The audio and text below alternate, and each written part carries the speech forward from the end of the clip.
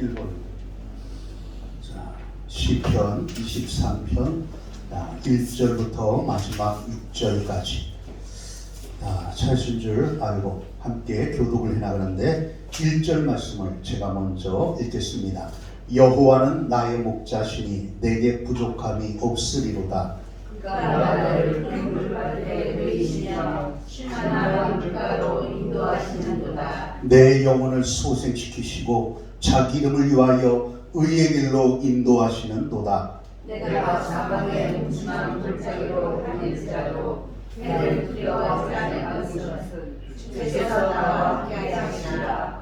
주의 사랑과 마리가 나를 맞이하시리라. 주께서 내 원수의 목전에서 내게 상을 차려주시고 기름을 내 머리에 부으셨으니 내 잔이 넘치나이다. 내 평생의 사심과 인자하심이 반드시 나를 따르니 내가 여호와의 집에 영원히 살리라. 아멘. 이새의 아들 8명이 있는데 이 8명 중에서 막내, 바로 막내가 다윗이라고 하는 사람입니다. 그는 목동으로 태어나서 15살까지 양을 치면서 인생을 살아갔습니다. 그 이후에 사울 왕에게 발탁이 되어서 사울 왕이 귀신이 들릴 때마다 항상 쫓아가서 악기로서 연주를 해주면 귀신이 쫓겨가는 이런 일들이 이루어졌습니다. 이처럼 사울 왕의 악사로서 생활을 하기도 했습니다. 그 이후에 골리앗과의 싸움에서 승리를 하게 되고 모두가 기뻐하는 가운데 이제 모두가 예루살렘으로 돌아오고 있었습니다. 이렇게 승리하고 돌아오는 과정 속에서 모든 백성들이 칭송을 합니다. 사울에게는 천천히요 다윗에게는 만만이로다. 이런 찬양을 하자 사울 왕은 그때 심히 분노가 일어났습니다. 어떻게 나에게는 천천히고 갓 올라온 이 다윗에게는 만만을 돌릴 수가 있을까? 이제 다윗이 가질 수 있는 것은 모든 것을 딱 가졌지만 딱 한 가지, 이제는 이 나라를 가질 것밖에는 남지가 않았다 해서 그때부터 다윗을 질투하기를 시작을 합니다. 그리고 이 일로 인하여서 사울 왕은 오로지 한 사람 다윗만을 주시하며 남은 인생을 살아갑니다. 다윗은 사울의 이러한 마음으로 인하여 이제 음침한 골짜기로 들어갑니다. 이날부터 사울 왕이 다윗을 주목하기 시작하자 다윗이 사울 왕을 향하여서 수금을 타고 있을 때 다윗이 그 수금을 탈 때 사울이 그만 자신의 칼을 들어서 집어 던져서 벽에 꽂히기도 합니다. 밥을 먹다가도 칼을 던져 죽이려고 하기도 합니다. 후에 다윗은 누구냐? 사울의 그 사위입니다. 사위임에도 불구하고 죽이려고 했죠. 전쟁터에서 승리하고 돌아오면 궁으로 들어오는 것이 아니라 사울이 바로 다윗을 죽이기 위해서 곧바로 나서서 다윗을 찾아다니는 이러한 인생이 되었습니다. 이렇게 산으로 들로 도망치다가 결국에 다윗은 블레셋이라고 하는 원수 나라에 들어가서 생명을 부지를 합니다. 그리고 생명 부지가 안 되어지니 거기에서 그만 미친 척을 합니다.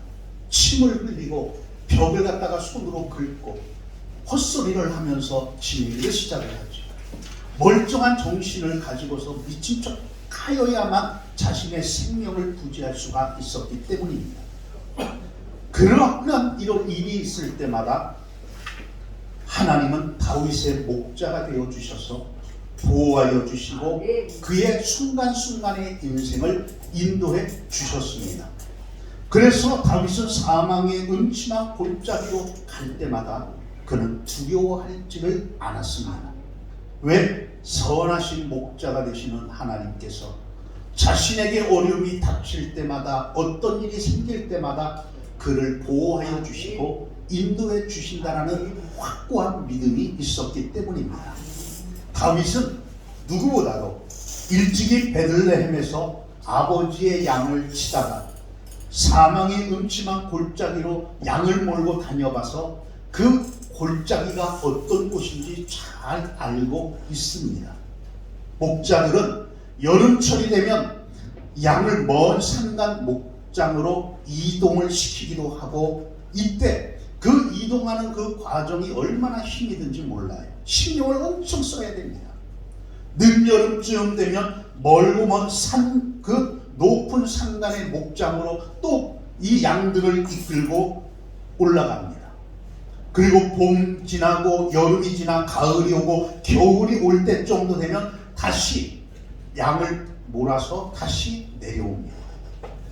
이때 오랜 여행하는 도중에 양들은 그 야산을 통과하고 시내를 건너고 험한 골짜기를 건너야 되고 높은 산으로 올라가기도 합니다. 그런 가운데 이제 늦은 가을 정도 되면은 고산지대에는 일찍 눈이 내리기를 시작을 하기 때문에 첫눈과 함께 양들을 몰고 낮은 지대로 내려오게 되는데, 이때 목장으로, 낮은 지역의 목장으로 돌아오게 되는 거예요. 양들은 고지의 방목장에서부터 낮은 지대 그 목장으로 이동하는 과정에서 수많은 어려움을 겪기도 하고 또 수많은 어려움들이 도사리기도 합니다. 골짜기를 지나다가 그만 추워서 양들이 얼어 죽는 일들도 발생하기도 하고, 계절적으로 독이 오른 풀들을 먹다가 그만 죽기도 하고, 때때로 그 양들과 함께 그 오다가 뒤처진 양들은 맹수의 습격에 의하여 죽기도 하고, 또 진눈깨비와 우박과 눈을 동반한 폭풍, 또 산사태가 갑자기 일어나게 되어 산에서 그 돌멩이가 쏟아짐으로 인하여, 바위돌이 쏟아짐으로 인하여 깔려 죽는 일들도 발생합니다. 특별히 추위에 약한 양들은 감기와 폐렴이 걸려서 갖가지 호흡장애로 인하여 쉽게 죽기도 합니다. 그야말로 사망의 음침한 골짜기를 지나서 내려오게 되는 것들이죠. 이처럼 목자와 함께 움직이는 양들도 때로는 무서운 일을 당하기도 하고 위험스러운 일들도 당하기도 하고 죽는 일들도 발생합니다. 목자와 함께 사는 양들도 때로는 상처를 입기도 하고 풀을 뜯다가 사나운 맹수의 밥이 되기도 하고 또 아픔을 당하기도 합니다. 이처럼 구원받은 하나님의 백성들도 때로는 물질의 시험이 들기도 하고 사람들과의 관계로 인하여 넘어지기도 합니다. 이런 환경 속에서 안타까운 문제를 만날 때가 참으로 많이 있지요. 그러나 이 모든 때마다 시편 23편 1절에서 하신 그 말씀처럼 여호와는 나의 목자시다. 이 말씀이 우리에게 힘을 주시기도 합니다. 사람들은 사람이 어디서 와서 무엇하러 왔고 어디로 가는가에 대하여 끊임없이 고민을 하며 살아갑니다. 그런데 어디에도 해답은 없지요. 어느 누구도 시원한 대답을 해주는 사람은 없습니다. 종종 연세가 많이 드신 분들이 하시는 말씀이 계셔요. 이제 90다 되신 분들이 하시는 말씀마다 거의 이구동성으로 많이 드신 분들마다 가끔가다 하시는 말씀이 어제 막 헛소리를 하면서 막 고함을 치면서 주무실 때도 있습니다. 그럴 때 이제 아침에 일어나서 물어보면 그 말씀을 하신대요. 누가 나를 데리러 왔어? 누가 그 어떤 조상이 나에게 오라고 했어? 누가 나를 데리러 와가지고 문 밖에서 기다리고 있었어? 그 말씀을 하시는 분들도 참으로 많습니다. 인생은 어디에서 와서 어떻게 살다가 어떻게 가는가? 이것에 대한 해답은 없지만 마지막 순간이 되면 무엇인가 깨달아질 때 정도 되면 그때는 모든 것이 끝날 때라는 말이죠. 그러나 성경은 우리에게 미리 해답을 주셨습니다. 우리에게 있어서 어디에서 와서 어떻게 살고 어떻게 갈 것인가? 하나님이 창조하셨기에 하나님께로부터 와서 이 땅에서 하나님과 함께 동행하며 살다가 우리의 본향이 되는 저 영원한 천국으로 하나님과 함께하기 위하여 돌아간다. 성경은 분명한 해답을 우리에게 주십니다. 그래서 이 땅에 살면서 하나님은 우리를 한 발자국 한 발자국 인도해 가십니다. 그런데 문제는 무엇이냐? 사람들은 그런 말을 하면 인정하려고 하지를 않습니다. 오히려 자신의 마음대로 생각을 하고 자신이 똑똑한 것처럼 생각을 하고 자신의 마음대로 인생을 살아가려고 합니다. 책을 많이 읽었다라고 하는 사람들도 말이죠. 그 문화부 장관을 지냈던 그 우리나라의 지성 중에 지성, 그 능가할 지성이 없다라고 하는 그 이어령, 지금은 고인이 되었던 이어령이라고 하는 교수님, 그분도 역시 지성인이기에 그 어떠한 지성인도 뛰어넘는 지성인이었지만 결국에 딸로 인하여 예수님을 믿게 되었고, 그가 나중에 하는 말이 아하, 내가 이제서야 예수님을 믿었다라고 하는 것이 후회가 된다라는 말씀을 많이 하셨던 것을 기억을 합니다.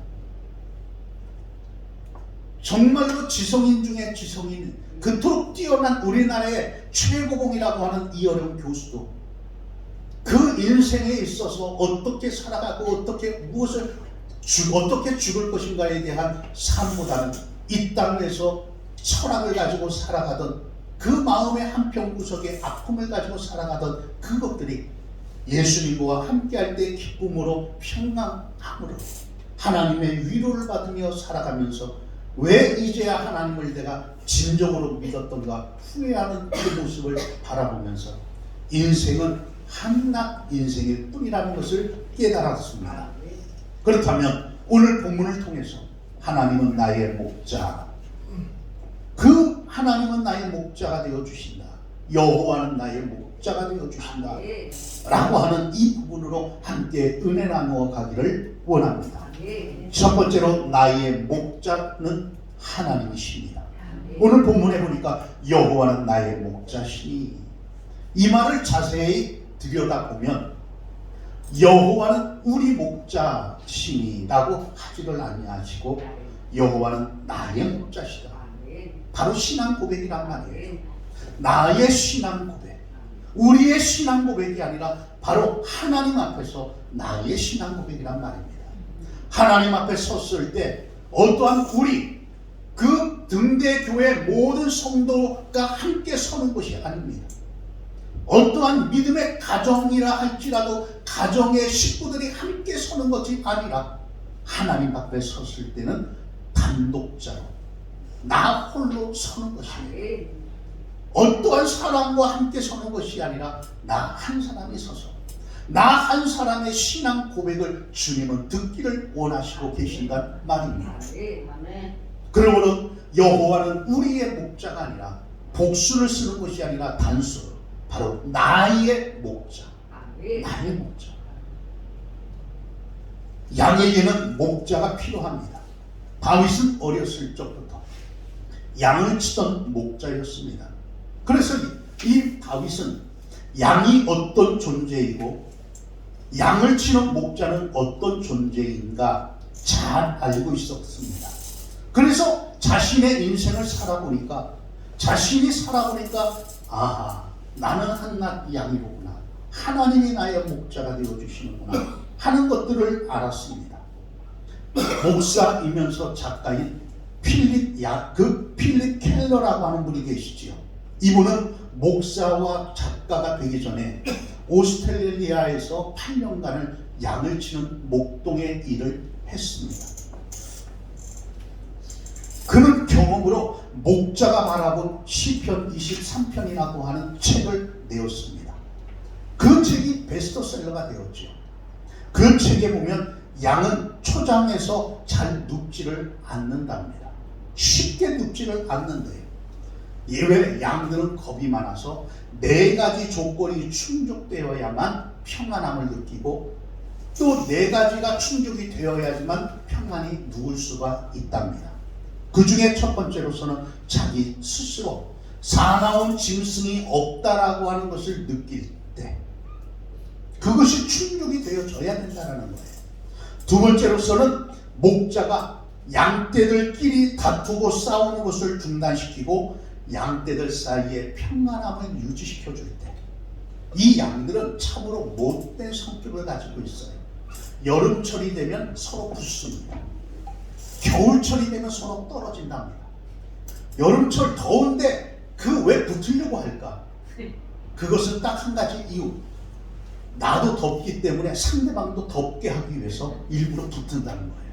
그러니까 개들을 통해서 그 목동의 개를 통해서 끊임없이 여름철에는 다니면서 그 사이사이를 뛰어다니면서 사이사이를 띄워줘야만 양들이 살아간다는 거예요. 그런데 양들은 끊임없이 내가 더우니까 상대방도 시원할까봐 일부러 붙어서 더 덥게 만들어주고, 겨울철에는 왜 떨어지느냐? 내가 추우니까 상대방하고 붙으면 상대방이 따뜻함을 느낄까봐 떨어진다는 거예요. 그때는 양을 치는 개들을 통해서 서로 붙을 수 있도록 만들어준다는 거예요. 참으로 못된 성격을 가지고 있지 않습니까? 목자는 양들의 그 두려움, 다툼, 해충, 배고픔의 문제로부터 만족을 시켜주어야 된답니다. 그리고 풍성한 꼴을 통해서 배를 불려주어야만 평안히 눕는다는 말이에요. 이처럼 목자만이 양에게 만족과 충족을 줄 수가 있습니다. 이것을 알고 있는 다윗은 자신의 인생을 뒤돌아보니까 하나님은 양 같은 자신을 지켜주셨고 보호해 주셨고 평안한 길로 인도해 주셨음을 그는 느꼈습니다. 하나님께 그래서 감사하여 시편 23편의 신앙으로 고백을 하게 된 거죠. 우리를 역시 다윗처럼 양 같아서 세상에 내놓으면 사탄을 이기지를 못하고 항상 내가 졌네, 또 결심이 무너졌네 고백을 하는 존재들일 뿐입니다. 또한 양들은 시력이 좋지가 못합니다. 그래서 바로 앞에 있는 것만 보지 더 이상 보지를 못해요. 그래서 양들을 몰고 가다가 앞선 양이 갑자기 무엇인가가 걸려가고 다리를 찌룩하면 그것을 치워주어도 그 앞에만 가면 같이 찔룩거리고 그 다음 양도 가면 찔룩거리고 그렇게 한다는 거예요. 왜? 아무것도 없음에도 불구하고. 왜? 바로 양은 시력이 약하기 때문에 그렇게 앞에 있는 다리만 보다 보니까 그렇게 찔러가는 것을 보니까 아, 이렇게 하는 거구나 하고 같이 찔룩거린다는 이러한 양의 속성이 있답니다. 그러다 보니까 목자가 앞에서 이끌어주지 않으면 길을 잃어버리거나 들판을 헤매다가 낭떠러지에 떨어져 죽든지 들짐승의 밥이 될 때가 참으로 많습니다. 목자는 그것을 알기 때문에 때로는 막대기로, 때로는 지팡이로 그를 지켜주어야 해요. 그래서 때때로는 떨어지려고 할 때마다 막대기를 들어서 때리기도 하고, 그래서 물이 안으로 집어넣고, 또 어디에 그 구덩이 속이나 빠졌을 때는 지팡이에 이렇게 꼬부라진 지팡이를 통해서 양을 걸어가다가 끄집어 올려내야 됩니다. 그래서 막대기와 지팡이가 항상 있어야 된다는 거예요. 다윗은 인생을 살아보니까, 자신의 인생을 뒤돌아보니까 꼭 자신이 그 양과 같고 늘 하나님은 보살펴 주셨다는 것을 느꼈습니다. 바로 이 시가 우리 자신을 느끼게 해주는 시인처럼 우리의 삶에 하나님의 사랑과 하나님의 위로와 하나님의 보호하심이 더 많이 느끼면서 살아가길 원합니다. 그런데 중요한 것은 내가 주님을 목자로 믿어야 되고 신뢰를 해야 합니다. 그러할 때 나에게 부족함 없이 채워지는 은혜가 있단 말입니다. 왜? 하나님이 나의 목자가 되어주시기 때문에. 아멘. 두 번째로 하나님은 부족함이 없도록 인도해 가시는 목자십니다. 사람들은 살아가는 생활 중에서 항상 부족함을 느끼고 갈증을 느끼면서 살아가면서도 왜 갈증을 느끼는지, 왜 항상 부족함을 느끼는지 모르며 인생을 살아갑니다. 그런데 부족과 갈증을 느끼는 것은 믿지 않는 사람만 느끼는 것은 아닙니다. 믿고 있는 우리들도 그것을 느끼면서 살아갑니다. 나에게 영적인 기쁨이 없다. 자꾸 내 사명이 무엇인지 희미해지는 이러한 인생. 때때로는 은혜의 눈물이 메말라가고 평안이 없고 만족이 없고 인생에 재미가 없고 똑같은 날을 살아가야 되니 재미가 없고 자꾸 희한하게 물질 때문에 쫓기는 인생을 살아가는 것을 느낄 때가 참 많지. 물질에 쫓겨서 그 헐떡헐떡 살아가는 건 아닙니다. 이러한 문제에 대하여 아모스 선지자는 아모스 5장 6절에서 먼저 해답을 제시합니다. 너희는 여호와를 찾으라. 그리하면 살리라. 같은 시대를 살면서 복음을 증거했던 호세아 선지자도 역시 호세아 10장 12절에서도 똑같이 지금은 곧 여호와를 찾을 때니 너희 묵은 땅, 너희 마음, 생각, 뼛속까지 갈아엎으라고 말씀을 하십니다. 주님의 생각으로 갈아엎으라는 거예요. 나의 생각, 나의 뼛속까지. 그렇게 되면 마침내 여호와께서 임하사 의를 빛처럼 너희에게 내리시리라. 모든 문제의 원인은 먼저 하나님에 대한 갈증임을 우리는 모르고 살아가고 있더라는 거죠. 그러면서 물질을 쫓아가고 사람을 찾아가면 좀 나아질까 찾아다니는 우리를 보니 너무나도 안타까워서 안쓰러워서 그 선지자들이 이렇게 외쳤던 말입니다. 바로 제일 먼저 이러한 갈등을 느낄 때마다, 갈증을 느낄 때마다 세상 속에서 모든 것을 찾지 마시고 모든 해답을 먼저 하나님과의 관계에서 찾으시기를 바랍니다. 이스라엘 목자들은 밤이 되면 양들을 동굴에 두고 동굴 입구를 서로 한 명씩 돌아가면서 지킵니다. 때로는 울타리 속으로 서로 간의 모든 양들을 다 집어넣고 서로 지키기도 합니다. 그런 경우에 양들을 다 섞어놓기 때문에 너의 양이나 내 양이나 한꺼번에 다 섞어놓습니다. 그러면 어떻게 찾을 것인가? 일일이 귀에 구멍을 보고서 누구 양이라는 것을 보고 찾을 것인가? 아닙니다. 참으로 신기한 것은 아침이 되면 목자들이 휘파람 소리를 내거나 어떠한 목소리를 높여서 자기의 목소리를 내면은 그 자신의 목자의 음성에 따라서 알아듣고 정확하게 목자에게로 다 모여든다는 거예요. 양은 목자, 그 목동의 음성을 들으면서 목동의 인도를 받습니다. 우리는 이 세상을 살아가면서 정말 목자가 되신 하나님의 음성을 듣고 따라가야 되는 것 아니겠습니까? 나에게 주시는 그 음성을 들어야 되는 것 아니겠습니까? 그렇다면 오늘날에는 하나님이 우리에게 어떠한 음성을 들려주실까? 어떻게 인도해 가실까? 두 가지를 통하여 인도해 가시죠. 말씀과 성령의 인도하신 말입니다. 말씀과 성령의 인도. 우리는 성경 말씀을 통해서 인도함을 받아야 돼요. 내가 아는 하나님, 전에 만났던 하나님이 아니라 오늘 내게 임재하신 하나님, 지금 이 순간에 나와 함께 하시는 하나님, 나를 지금 이 순간에 붙잡아 주시고 나를 인도해 주시는 하나님, 그 하나님을 만나야 합니다. 그 하나님을 만나고 깨닫게 되면은 이러한 고백이 나옵니다. 여호와는 나의 목자가 되어 주시는구나. 그리고 나의 입에 감사와 찬양이 넘쳐나게 되고 어떠한 환경으로 인하여 두려워했던 그 어떠한 환경 때문에 갈등을 했던 어떠한 환경 때문에 무엇인가 갈피를 못 잡았던 모든 마음들의 평안함이 찾아옵니다. 환경이 바뀌었나요? 아닙니다. 환경은 바뀌지 않았지만 내 마음에 평안함이 찾아옵니다. 내 마음속에 기쁨이 찾아오고 내 마음속에 안정이 찾아오면서 그 이후로 보여지기가 시작되는 거예요. 모든 응답은 그렇습니다. 항상 응답을 받으려면 단순한 시켜라. 모든 흐트러진 문제들을 한번 보면서 그 문제의 원인이 무엇인지를 단순화시켜 가는 거예요.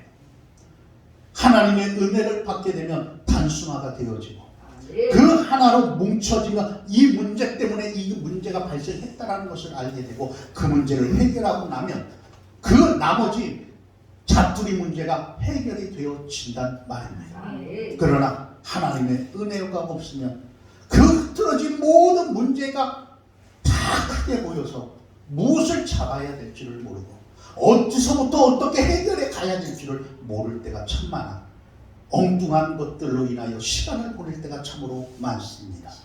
여러분들에게 어려움이 올 때마다 힘든 일들이 생길 때마다 갈등이 생길 때마다 그 속에서 기도를 하십시오. 그리고 모든 문제를 단순화시키십시오.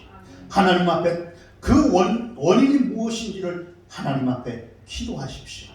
하나님께서 그 원인이 무엇인지를 알려주시고 그 문제만 해결되게 되면 나머지 모든 문제는 해결되게 되어 있단 말입니다. 성경에 보면 하나님의 이름이 참으로 많이 나와 있습니다. 여러 가지 이름 중에서 엘로힘 하나님, 전능하신 하나님, 여호와 샬롬, 평강의 하나님, 여호와 라파, 치료의 하나님, 환경에 따라 찾아오시는 하나님의 그 모습은 참으로 다양한 모습으로 우리에게 찾아오십니다.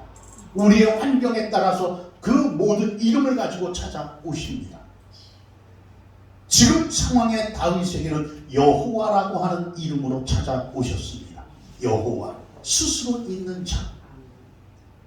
다른 표현으로 하면 과거에도 현재에도 미래에도 살아계신 하나님, 나와 함께 계시는 영원한 하나님의 모습으로 찾아오셨단 말입니다.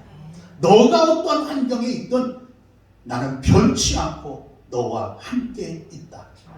어떠한 상황이나 할지라도 그 속에서 내가 너와 함께한다. 여호와.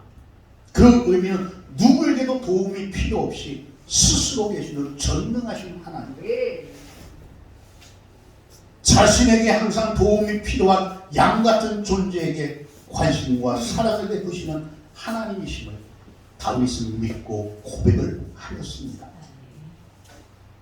결국에 하나님이 나의 목자가 되어주시니 나는 만족합니다. 그 고백이죠.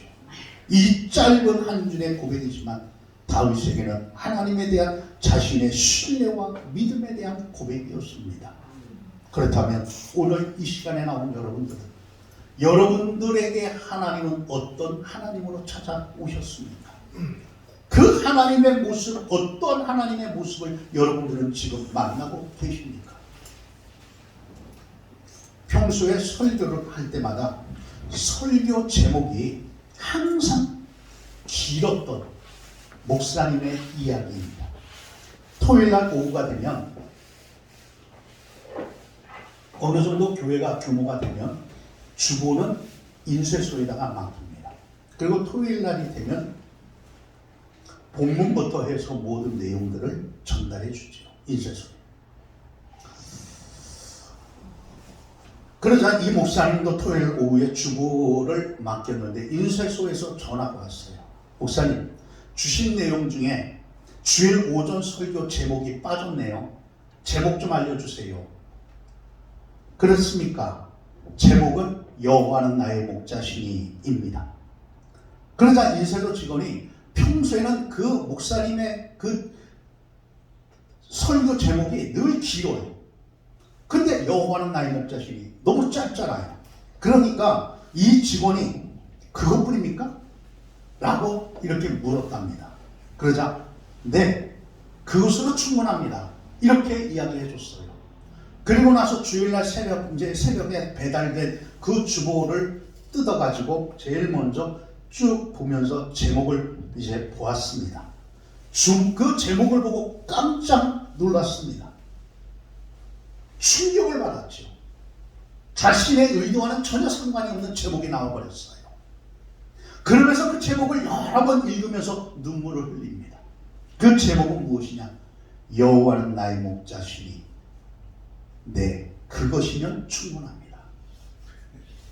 여호와는 나의 목자시니 네, 그것이면 충분합니다. 이렇게 나와버린 거예요. 그러니 가만히 읽다 보니까 여호와는 나의 목자가 되어주시는 그분 한 분이면 족하구나. 이것을 깨닫고 눈물을 흘리며 하나님 앞에 감사를 했다라고 하는 이러한 내용을 읽어보았습니다. 우리에게도 이런 고백이 있어야 되는 것 아니겠습니까? 네. 여러분들에게 이런 고백뿐만 아니라 우리들이 살아가면서 주님을 향한 어떠한 나의 고백 말입니다. 여호와는 나의 목자시니, 이 목사님에게는 여호와는 나의 목자시니 네, 그것이면 충분합니다. 그렇다면 여러분들이 걱정하는 모든 것은 내놓고 기도하십시오. 하나님은 나의 목자십니다. 그것이면 충분하지 않겠습니까? 그렇다면 누가 나의 마음을 다스리고 있느냐가 문제겠죠. 누가 나의 마음을 다스리고 있느냐? 여러분들이 여러분 자신의 마음을 다스린다면 여러분들은 걱정과 근심에서 헤어나올 수가 없을 겁니다.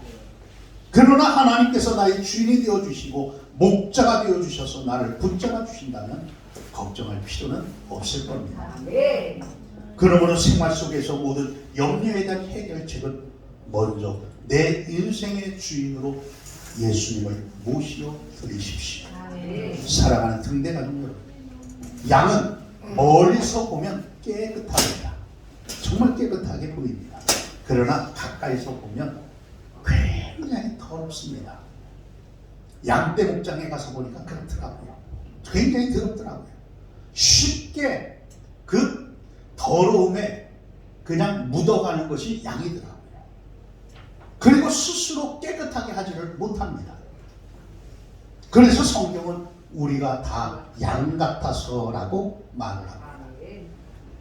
사도 바울 역시 로마서에서 모든 사람이 죄를 범하였음에 다 하나님의 영광에 이르지 못하더니라고 하면서 의인은 없나니 하나도 없다 라고 말씀을 하셨습니다. 우리는 예배 자리에 나왔지만 우리 안에는 항상 건강과 물질에 대한 어두운 그림자, 갈등을 하면서 우리는 살아갑니다. 그렇다 보니 늘 갈등이 떨어지지 않지요. 늘 갈등의 상처를 가지고 살아가지요. 누군가가 이야기를 해도 내 환경 대봐 라고 말을 합니다. 내 여건이 대보라고 말을 합니다. 그 모든 것들을 이야기하지요. 그러다 보니 늘 갈등의 상처, 아픔이 늘 내 마음속에 끊어지지 않습니다. 누가 뭔 얘기를 해도 내 환경 대바라고 하는 그것 때문에 쉽게 마음의 문들이 열리지가 않고 오히려 분노가 일어날 때도 있습니다. 그러다 보니 내 생활을 내 생각대로 변화시키지도 못하고 무력감이라고 하는 것이 우리를 짓누를 때가 참으로 많습니다. 이것이 바로 우리의 실존이라고 할 수가 있죠. 이것이 바로 양과 같은 우리의 모습입니다. 그러면 이런 양과 같은 죄인의 실존에 대한 해답은 없을까? 완벽한 해답은 있습니다. 바로 주님이, 목자 되시는 주님이 내 곁에 함께 계심을 믿어야 합니다.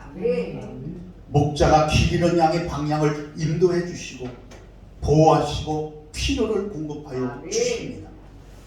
또 사람을 붙여주시기도 하고 때때로 환경을 열어주시기도 하시고 때때로는 내 마음속에 어떠한 은혜를 더하여 주실 때도 있습니다. 그리고 더럽혀진 양처럼 있는 우리들을 깨끗하게 씻겨 주시기도 하십니다. 오늘 본문에 여호와가 나의 목자가 되어 주신다. 이 여호와라고 하는 이 단어가 바로 구약 성경에는 7,000번 이상이 나옵니다. 그 이름이 7,000번 이상이 나오는 단어예요. 스스로 있는 자, 나는 스스로 있는 자다. 누구의 도움도 필요 없는 존재이시다. 그래서 그는 길 잃은 인간의 목자가 될 수 있는 유일한 분이십니다. 그분이 바로 어느 날 길을 잃어버린 양을 찾아 사망의 음침한 골짜기로 찾아오셨습니다. 그분이 바로 예수 그리스도십니다. 그는 스스로 나는 선한 목자라, 나는 양을 위하여 목숨을 버리러 한다, 이렇게 말씀을 하고 계시지. 나는 선한 목자다, 나는 양들을 위하여 목숨을 버리기 위하여 왔다. 그래서 예수 그리스도의 구원의 손길을 경험한 사람마다 문제 해결을 받고 마음의 평안함을 받고 늘 감사와 기쁨 속에 살아가 있는 이러한 은혜를 체험하기도 합니다.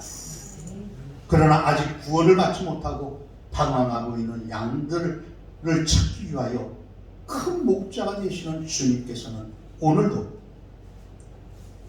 수많은 양들을 찾아다니시면서 또 우리를 작은 목자로 임명하시고 함께 양들을 찾아가기를 원하시고 계십니다. 아무쪼록 주님의 은혜의 은혜가 올 한 해 동안에 저와 여러분들에게 넘치기를 원합니다. 올 한 해 동안에 하나님이 나에게 어떤 하나님이시로 오셨는지, 내 생활 속에 어떤 하나님으로 찾아오셨는지, 어떠한 치유의 하나님으로 찾아오셨는지, 어떠한 문제 해결해 주시는 하나님으로 찾아오셨는지, 이 모양 저 모양의 모습으로 찾아오신 주님을 정말 만나서 고백할 수 있는, 내가 믿는 하나님, 나를 만나주신 하나님은 이런 하나님이시라는 것을 올 한 해 동안에 체험할 수 있는 저와 여러분이 되기를 주의 이름으로 축원합니다. 기도합니다. 좋으신 주님, 은혜의 주님, 부족하고 연약한 우리입니다. 주님 주시는 은총의 은혜가 있게 하시고 믿음의 능력을 더하여 주옵시고 여호와는 나의 목자가 되어 주셔서 우리의 생활의 모든 것들을 인도해 주시는 그런 은총의 목자가 되어 주옵소서. 올 한 해 동안에 아버지 하나님, 우리들에게 묶여있던 모든 문제들마다 하나하나 풀어지는 은혜가 있게 하옵시고 주님의 피 묻은 손으로 붙잡아 주셔서 우리의 모든 더러운 죄들을 다 씻겨 주옵소서. 그러므로써 참된 평강과 은혜의 은혜가 넘쳐나게 하옵소서. 예수님의 이름으로 기도하였습니다. 아멘. 함께 찬송 드리겠습니다. 찬송가 405장입니다. 찬송 405장을 부르시면서 드린 예물을 봉헌하겠습니다.